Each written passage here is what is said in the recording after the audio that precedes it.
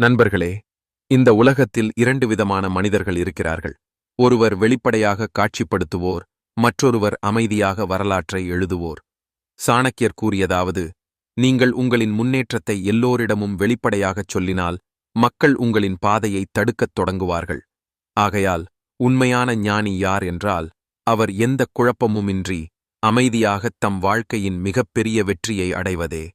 இன்றைய காலம் சத்தமிடுவோருடைய காலமல்ல, இன்றைய காலம் அமைதியாக சாதிப்போருடைய காலம். அவர்கள் எதையும் சொல்லாமல் விளையாட்டின் விதியையே மாற்றிவிடுகிறார்கள்.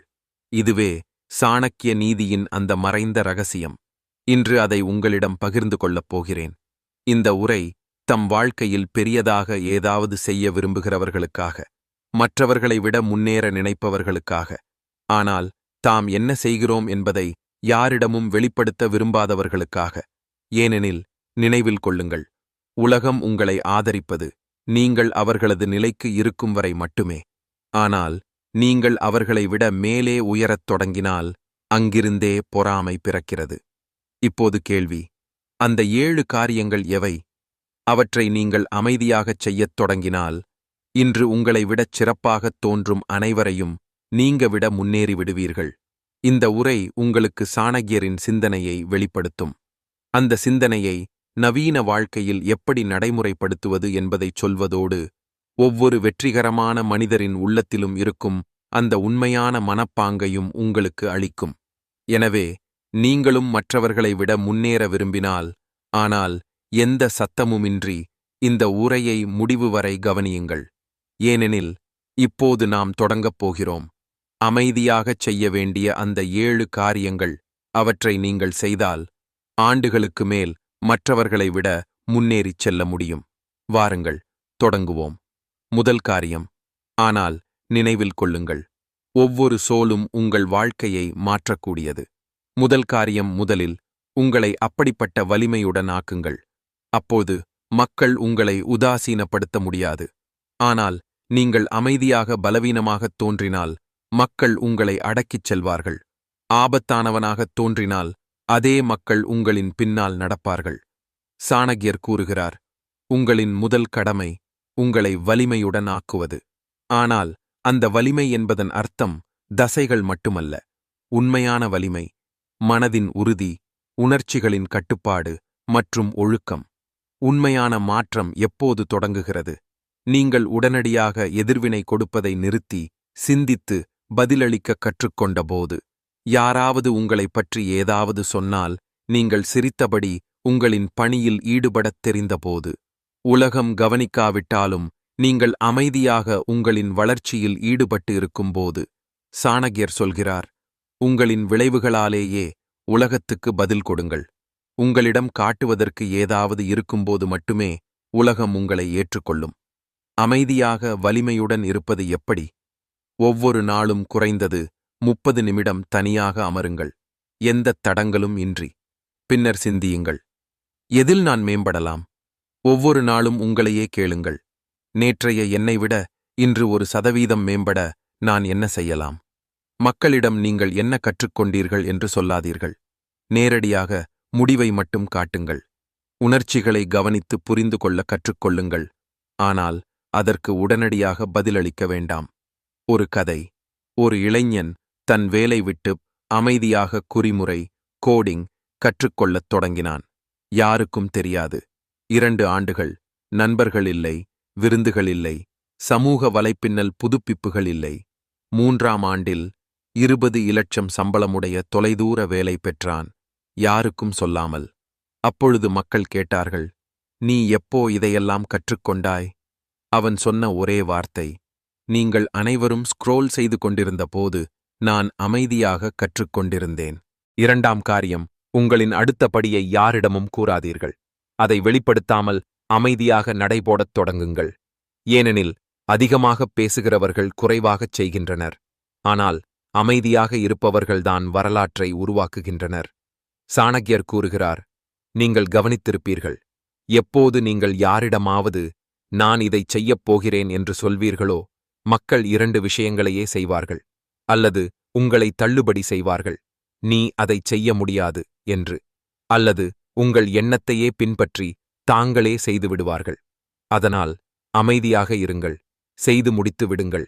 நீங்கள் புதிய தொழில் தொடங்குகிறீர்கள் எனவும், நீங்கள் ஒரு திறமையில் தினமும் பயிற்சி செய்து வருகிறீர்கள் எனவும், உங்கள் மனம் மற்றும் உடலின் மேல் அமைதியாக உழைக்கிறீர்கள் எனவும், அதை யாரும் அறியத் தேவையில்லை.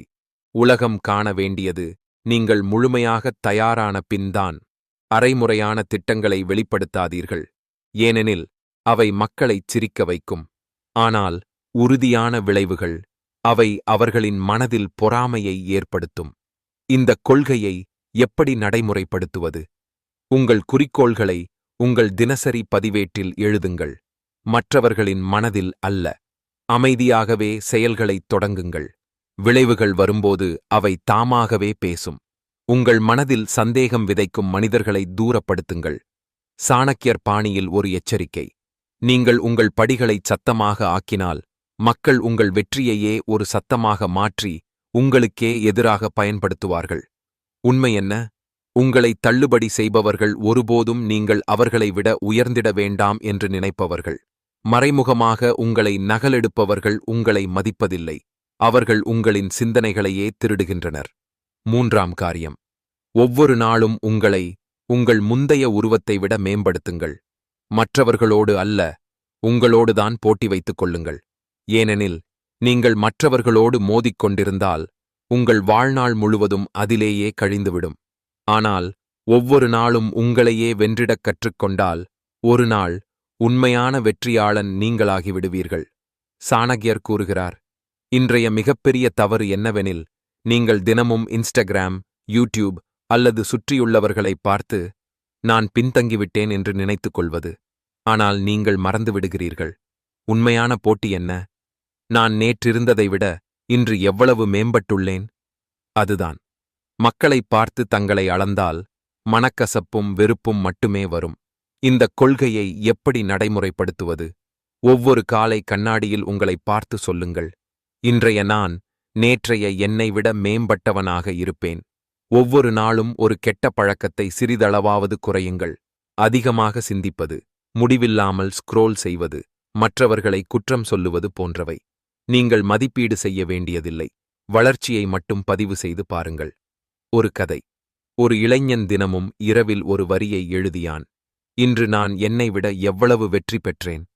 ஒரு வருட முடிவில் பார்த்தான். அவன் தன் உடல் எடை, மன அழுத்தம், தொலைபேசி பழக்கம், அவனது நண்பர் வட்டம் எல்லாம் மாறிவிட்டது. அது கூட எந்தக் குழப்பமுமின்றி, யாரிடமும் சொல்லாமல் அமைதியாக நடந்தது. 4ஆம் காரியம். உங்கள் தோல்விகளை மறைத்துவிடாதீர்கள். அவற்றை அமைதியாக வெற்றியாக மாற்றிக்கொள்ளுங்கள். ஏனெனில் தோல்வியை பயப்படுகிறவர்கள் ஒருபோதும் வெற்றி பெற மாட்டார்கள். ஆனால் தோல்வியையே எரிபொருளாக்குகிறவர்கள் தீயாகி எரிகின்றனர். சாணக்கியர் கூறுகிறார், யாராவது தோல்வியுற்றால் மக்கள் எப்படி பழகுகிறார்கள் என்று பார்த்திருக்கிறீர்களா?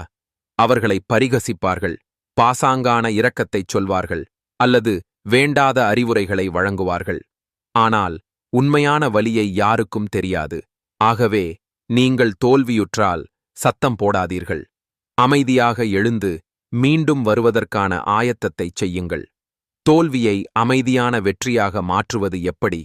உங்களின் தோல்விகளை பொதுவாக வெளிப்படுத்த வேண்டாம். அமைதியாக கற்றுக்கொண்டு திட்டமிடுங்கள். தவறுகளை ஆராயுங்கள். நான் எங்கு தவறினேன், எந்த மனப்பாங்கில் சிக்கினேன் என்று. ஒரு சிறிய தினசரி முறையை உருவாக்குங்கள். அது உடல்நலம், தொழில் அல்லது தனிப்பட்ட முன்னேற்றம் எதுவாக இருந்தாலும் சரி. சாணக்கியர் கூறுகிறார், தோல்வியை பயப்படாதவனை வெற்றியை யாராலும் தடுக்க முடியாது. மீளுருவாக்கத்தின் காவலன். நீங்கள் அமைதியாக உங்கள் காயங்களை ஆற்றிக்கொண்டால் உங்கள் வேதனை வலிமையாய் மாறும். உலகத்திலிருந்து மறைந்து பயிற்சி செய்தால் உங்கள் மீளுருவாக்கம் மிகவும் ஆபத்தானதாக மாறும். ஒரு கதை. ஒரு இளம் பெண் அரசு பணிக்கான தேர்வில் 2 முறை தோல்வியுற்றாள். யாருக்கும் தெரியாது அவள் மீண்டும் முயற்சி செய்கிறாள் என்பதை. வீட்டினரே கூட அவள் விட்டுவிட்டாள் என்று நினைத்தார்கள். ஆனால் 3ஆம் ஆண்டில் அவள் அமைதியாக 20 பேருக்குள் இடம்பெற்றாள்.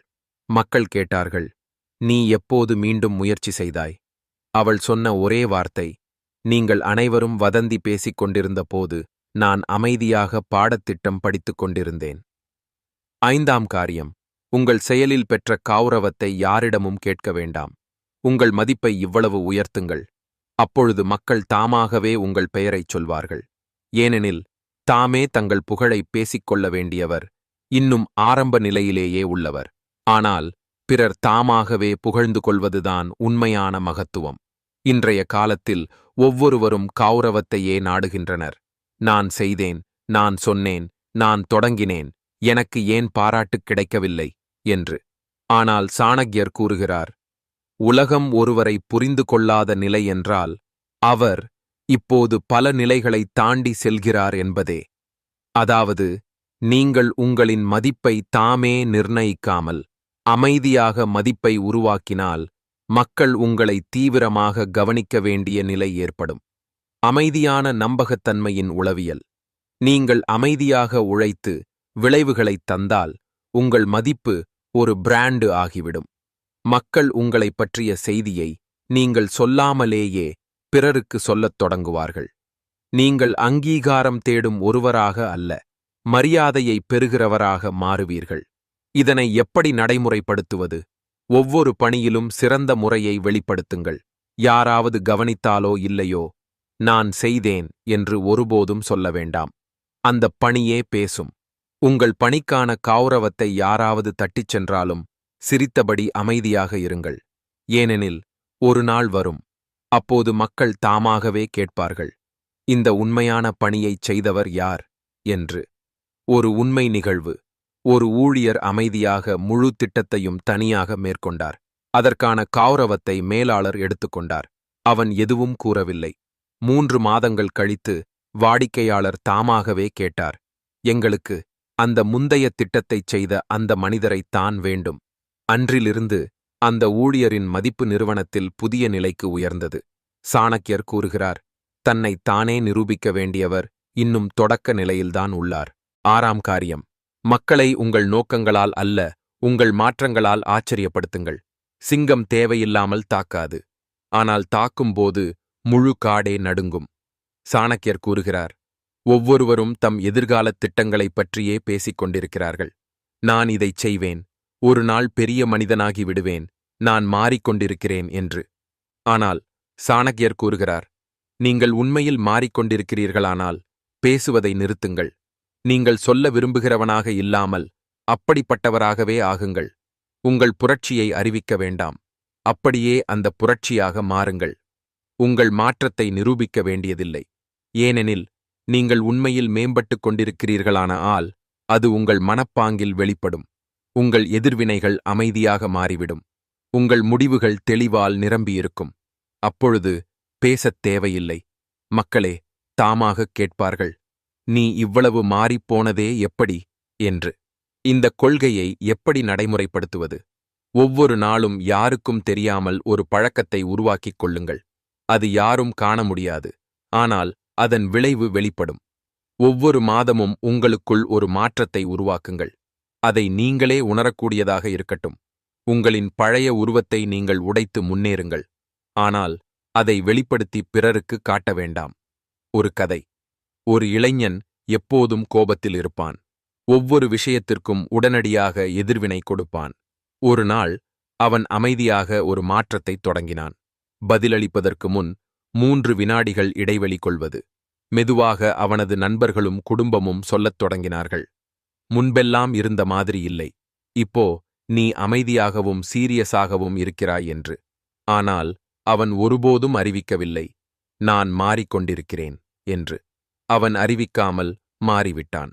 சாணக்கியர் கூறுகிறார், மாற்றம் உண்மையானது எப்போது என்றால் அது பிறருக்கு தெரிந்தாலும் நீங்கள் அதைச் சொல்லாமல் இருந்தபோது. 7ஆம் காரியம். உங்கள் முடிவை இவ்வளவு வலிமையாக்குங்கள். அப்பொழுது மக்கள் உங்கள் ஆரம்பத்தை மறந்துவிடட்டும். மக்கள் உங்கள் பயணத்தின் தொடக்கத்தை நினைவில் வைத்துக் கொள்ள மாட்டார்கள். ஆனால் உங்கள் முடிவை என்றென்றும் நினைவில் வைத்துக் கொள்வார்கள். சாணக்கியர் கூறுகிறார், இப்போது கடைசி காரியத்தைப் பற்றி பேசுவோம். அதுவே மிகவும் ஆபத்தானது. நீங்கள் வாழ்க்கையில் எத்தனை முறை ஆரம்பித்தீர்கள்? ஒரு முறை உடற்கல்வி மையத்தில் சேர்ந்தீர்கள். ஒரு முறை ஒரு பாடநெறியைத் தொடங்கினீர்கள். ஒரு முறை ஒரு திட்டம் தீட்டினீர்கள். ஆனால் நடுவே விட்டுவிட்டீர்கள். இதுவே உங்களை சாதாரணமாக்குகிறது. ஆனால் வெற்றியாளர்களின் அடையாளம் என்னவெனில், அவர்கள் மீண்டும் மீண்டும் தொடங்குவதில்லை, ஆனால் அவர்கள் உறுதியாக முடிப்பார்கள். ஏன்? ஏனெனில் இறுதி நிறைவேற்றமே உண்மையான அடையாளம்.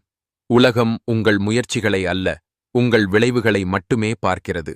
உங்கள் விமர்சகர்கள் உங்கள் தொடக்கத்தை பார்த்து சிரிப்பார்கள், ஆனால் உங்கள் முடிவு அவர்களை மௌனமாக்கும். இன்று உங்களை உதாசீனப்படுத்தும் மக்கள் நாளை உங்களின் பெயரைச் சொல்லத் தொடங்குவார்கள். உங்கள் முடிவை எப்படி மறக்க முடியாததாக ஆக்குவது? ஒவ்வொரு முறை விட்டுவிட வேண்டும் என்று தோன்றும்போது உங்கள் ஏன் என்பதை நினைவில் கொள்ளுங்கள். உங்கள் குறிக்கோளை தினசரி கண்களுக்கு முன் கொண்டு வாருங்கள். தொலைபேசி திரை, கண்ணாடி, குறிப்பு, பதிவேடு. வலியோ சோர்வோ வந்தாலும் உங்களையே சொல்லுங்கள், இப்போது நிறுத்துவதில்லை, இப்போது கதையை முடிக்க வேண்டும். ஒரு உண்மை நிகழ்வு. ஒரு இளைஞன் 4 முறை தொடக்க நிறுவனம் ஸ்டார்ட் அப் தொடங்கி தோல்வியுற்றான். 5வது முறையில் அமைதியாக உழைத்தான். அவன் உருவாக்கிய பயன்பாட்டை ஏப் வெளியிட்டான். 3 மாதங்களில் அவன் வருமானம் மாதந்தோறும் பல இலட்சமாக உயர்ந்தது. மக்கள் சொன்னார்கள், நீ அதிர்ஷ்டசாலி. ஆனால் யாருக்கும் தெரியாது, அது அதிர்ஷ்டமல்ல, அமைதியான உழைப்பே. சாணக்கியர் நீதியின் கடைசி மந்திரம். வரலாறு நினைவில் வைப்பது முடித்தவர்களை, நடுவே விட்டுவிட்டவர்களுக்கு யாரும் பெயர் தரமாட்டார்கள். இறுதியாக, இப்போது என்ன செய்ய வேண்டும்? நீங்கள் அந்த 7 காரியங்களை அறிந்துவிட்டீர்களே, அவற்றை ஒன்றின் பின் ஒன்றாக அமைதியாகத் தொடங்குங்கள். அதை யாரும் அறியத் தேவையில்லை, அதை யாரிடமும் அங்கீகரிக்கச் சொல்லத் தேவையில்லை. அமைதியின் கதவை திறந்துவிடுங்கள். உலகம் உங்கள் மாற்றத்தால் அதிர்ந்து போகட்டும். சத்தமிடுபவர்கள் கூட்டத்தில் மறைந்து போகிறார்கள், ஆனால் அமைதியாக எரிகிறவர்கள் ஒரு நாள் முழு உலகத்திற்கும் ஒளி தருகிறார்கள். இதுவே சாணக்கிய நீதியின் மிகப்பெரிய பாடம். குறைவாகப் பேசுங்கள், ஆழமாகச் சிந்தியுங்கள், அமைதியாக அப்படிப்பட்டவராக மாறுங்கள். மக்கள் உங்களை பார்த்து அஞ்சும் நிலை வரட்டும். இப்போது உங்கள் கைகளில் எல்லாம் இருக்கிறது. அந்த 7 காரியங்கள், அவற்றால் நீங்கள் மற்றவர்களை ஆண்டுகளுக்கு முன்னேற்ற முடியும். அந்த சிந்தனை, அது சாதாரண மனிதர்களிடமிருந்து உங்களை வேறுபடுத்தும். அந்த வழி, அதனால் நீங்கள் பேசாமலேயே மக்களின் சிந்தனையை மாற்ற முடியும். இன்றிலிருந்து யாரிடமும் சொல்லாதீர்கள், நான் என்ன செய்யப் போகிறேன் என்று. அமைதியாகச் செயல்படத் தொடங்குங்கள். ஒரு நாள் வரும், அப்பொழுது உங்களை உதாசீனப்படுத்தியவர்களே உங்கள் பெயரைச் சொல்லுவதில் பெருமை கொள்வார்கள். இந்தச் சொற்கள் உங்கள் உள்ளத்தில் ஆழமாக பதிந்திருந்தால், இந்த உரையை பார்த்துவிட்டுப் போவதை மட்டுமே செய்யாதீர்கள். அந்த 7 காரியங்களையும் ஒன்றின் பின் ஒன்றாக உங்கள் வாழ்க்கையில் இறக்குங்கள். மேலும் நீங்கள் விரும்பினால், இப்படிப்பட்ட சாணக்கியர் ஊக்கமூட்டும் உரைகள் முதலில் உங்களுக்கே வர கீழே விருப்பத்தைத் தெரிவியுங்கள். கருத்துரையில் அமைதியான போர்வீரன் என்று எழுதுங்கள். சந்தாதாரராகி மணியாரச் சின்னத்தை அழுத்துங்கள். ஏனெனில் அடுத்த உரை உங்கள் மனப்பாங்கின் அடிப்படைத் தன்மையையே மாற்றிவிடும். அதை நீங்கள் தவறவிட முடியாது. நினைவில் கொள்ளுங்கள், அமைதியாக உழைக்கும் மனிதர்களே உண்மையான வெற்றியாளர்கள்.